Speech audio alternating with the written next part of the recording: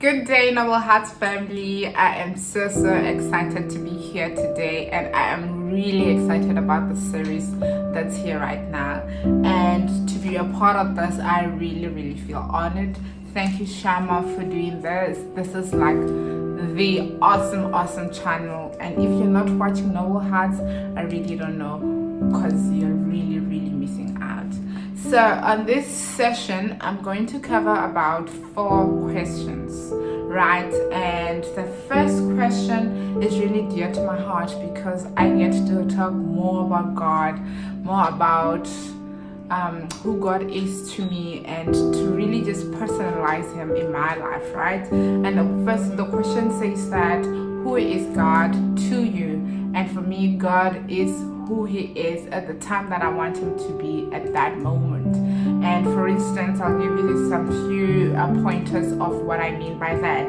The first one would be, God is my provider.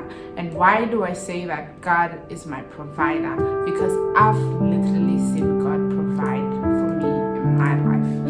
I want to give you this example of what happened at some point in my life. I remember, I think it was 2020 during lockdown, that hard lockdown. I think it was like level 5 or so, right? So I used to put like coins in a tin, that tin that saves money. And I had run out of money. Like, I don't know what I was doing with my money, but I was literally broke. And I was left with that tin with money. And I had to take a knife and like open the tin so that I can access my coins and see what I can do with the coins. And that was literally the last money I had, and I'm like, I'm just buying food today, and after this I really have no idea where else I'm gonna get the money to survive, right? And in that moment, when I've used all of that money, and I'm like, okay, now I don't know what tomorrow is gonna bring, what's gonna happen. Because I'm in the creative industry, I do also part of like video editing, right?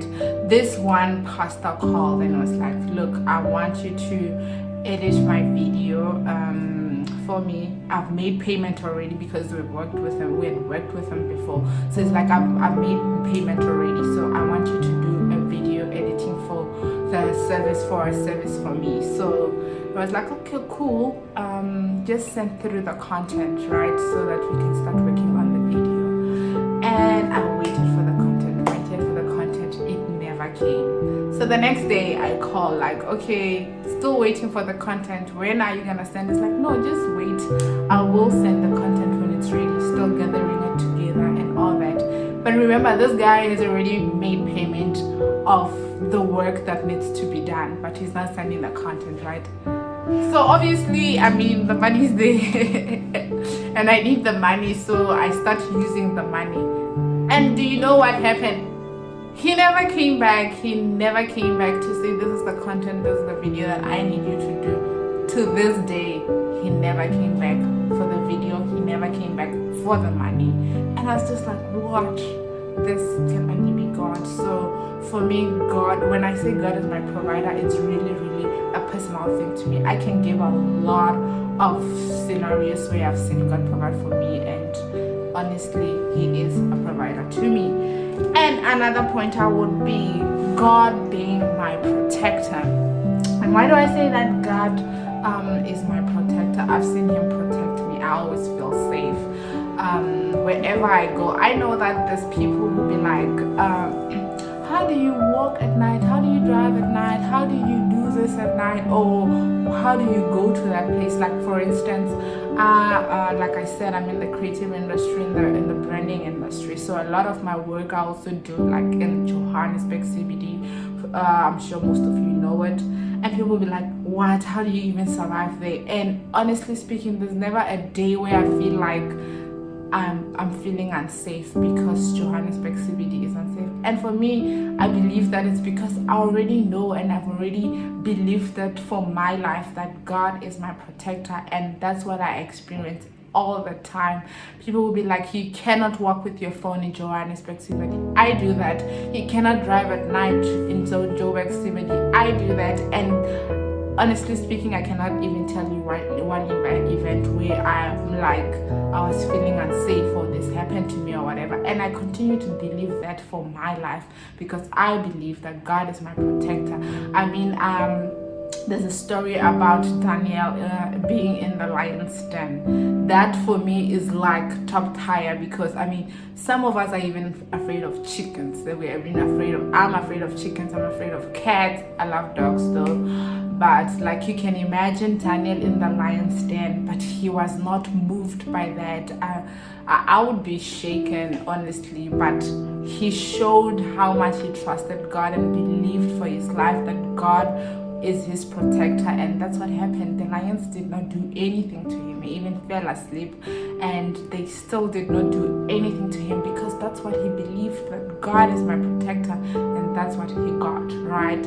And for the last thing would be, God is my peace. And why do I say that? Because sometimes, you tend to see with the physical eyes, and you see the challenges in front of you, you see the situations not going well for you, and you just find yourself sinking into the worrying and all of that. But I always just find myself going back to the peace that God promised when he said that there's peace that surpasses all understanding. And I have believed that for my life, that there's peace that surpasses all understanding, that all things are working together for my good, and God for me is also my peace. All right, and then the second question says that, which principles do you follow in staying on track with God? And I'm gonna give just one for now, and that principle is like top of the list on the principles that I believe that they can be track with God, and that would be obedience, right? And why do I say that obedience is like the main thing? It's because I feel like everything stems out from obedience. Once you obey, you obey because God has commanded something, and then you obey, and things just work out because God is already in our ahead, is already in our tomorrow. So you can't just give an instruction or a command so that you obey, so that nothing must happen, but it's because he's already in our future. So he says that we must obey because he knows what's ahead. And I'll give an example of the story of the widow woman, where Elijah was told by God to go to the widow woman, and God had said to Elijah that she will take care of you, right? I've told her to take care of you, or something like that. And Elijah did go to the widow woman, and when he found her, he asked for water, like, can I please have water? And when she was about to go get water, he was also like, can I also have bread? And the woman was like, I only have a handful of flour and a jar of oil that's left, and that's what's left of my son and I to eat. And after that, we're gonna die, because there's nowhere else where we're gonna get food. That's our very last, right? And you can imagine having your very last, and someone comes and they ask you for your last, and you're thinking, I don't have any other thing, this is my last.